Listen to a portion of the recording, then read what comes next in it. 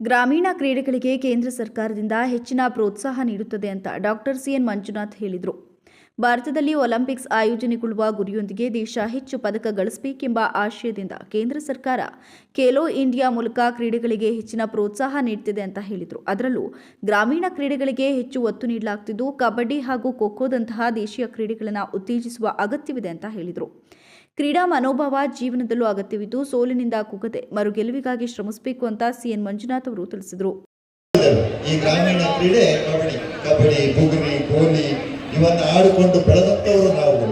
ಇಂತಹ ಒಂದು ಕ್ರೀಡೆಯನ್ನ ಇವತ್ತು ರಾಜ್ಯಾದ್ಯಂತ, ದೇಶಾದ್ಯಂತ ಹಾಗೆ ಇಂಟರ್ನ್ಯಾಷನಲ್ ಪಂದ್ಯವನ್ನ ಮಾಡೋದ್ರಲ್ಲಿ ನಮ್ಮ ಈ ಕಬಡ್ಡಿ ಯಶಸ್ವಿಯಾಗಿದೆ ಅಂತ ಹೇಳಿದ್ರೆ ನಾವೆಲ್ಲರೂ ಹೆಮ್ಮೆಯನ್ನ ಪಡಬೇಕು. ಸಾಹಿತ್ಯ ಮತ್ತು ಕ್ರೀಡೆಗೆ ಹೆಚ್ಚಿನ ಆದ್ಯತೆ ನೀಡಲಾಗುತ್ತಿದ್ದು, ಗ್ರಾಮೀಣ ಸೊಗಡಿನ ಕ್ರೀಡೆ ಕಬಡ್ಡಿಗೆ ವಿಶೇಷ ಒತ್ತು ನೀಡಿ ಡಾಕ್ಟರ್ ಸೂರಜ್ ರೇವಣ್ಣ ಕಬಡ್ಡಿ ಪಂದ್ಯಾವಳಿಯನ್ನು ಆಯೋಜಿಸಲಾಗಿದೆ ಅಂತ ಹೇಳಿದರು.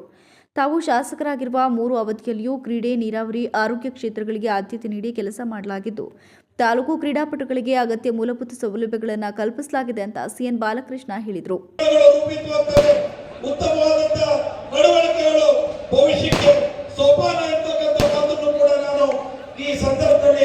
ಹೆಚ್ಚು ಹೇಳಿ ಕ್ರೀಡಾಕೂಟವನ್ನು ನಮ್ಮ ಸೂರಜ್ ರೇವಣ್ಣ ಅವರ ಅಭಿಮಾನಕ್ಕೆ ಅವರ ಅಭಿಮಾನಿ ಬಳಗ ಇಲ್ಲಿ ಆಯೋಜನೆ ಮಾಡಿ ಅಂತಾರಾಷ್ಟ್ರೀಯ ಮಟ್ಟದ, ದೇಶೀಯ, ರಾಜ್ಯ ಮಟ್ಟದ ಕ್ರೀಡಾಪಟುಗಳನ್ನು ಆಹ್ವಾನಿಸಿ ಇಂಥ ಅವಕಾಶವನ್ನು ಕೊಟ್ಟಿರ್ತಕ್ಕಂಥದ್ದು ಸ್ವಾಗತಾರ್ಹವಾದಂಥ ವಿಚಾರ ಇರ್ತಕ್ಕಂಥದ್ದನ್ನು ಕೂಡ ಹೇಳ್ತಾ, ಏಕೆಂದ್ರೆ ಶ್ರವಣಬೆಳಗೊಳ ವಿಧಾನಸಭಾ ಕ್ಷೇತ್ರ ದೇವೇಗೌಡರಿಗೆ ಒಳ್ಳೆಯ ಶಿಪ್ರ ಹೊತ್ಕೊಂಡೀಗ ಶ್ರವಣಬೆಳಗೊಳ ಕ್ಷೇತ್ರ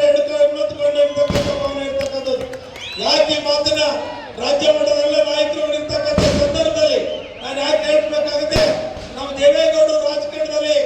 ಕಾರ್ಯಕ್ರಮದಲ್ಲಿ ವಿಧಾನ ಪರಿಷತ್ ಸದಸ್ಯ ಸುಜಾ ಕುಶಲಪ್ಪ, ಅರುಣ್, ಡಾಕ್ಟರ್ ವಿವೇಕಾನಂದ, ಸ್ನೇಹ ವೇಂಕಾರೆ, ಶಾಸಕರಾದ ಎ ಮಂಜು, ಸ್ವರೂಪ್ ಪ್ರಕಾಶ್, ಮಾಜಿ ಶಾಸಕರುಗಳಾದ ಎಚ್.ಕೆ. ಕುಮಾರಸ್ವಾಮಿ, ಲಿಂಗೇಶ್, ವೈಎಸ್ಬಿ ದತ್ತ, ಮುಖಂಡರಾದ ಸಿಎನ್ ಪುಟ್ಟಸ್ವಾಮಿಗೌಡ, ನಾರಾಯಣಗೌಡ, ಕಣಗಾರ್ ಮಂಜಣ್ಣ, ಹೊನ್ನಾವಳಿ ಸತೀಶ್, ಭುವನಹಳ್ಳಿ ಸ್ವಾಮಿ, ಅನಿಲ್ ಮರಕೂರು, ಬೋರೇಗೌಡ, ಗಗನ್, ಕೆಂಪೇಗೌಡ, ಮಂಜೇಗೌಡ ಸೇರಿ ಇತರರು ಹಾಜರಿದ್ದರು.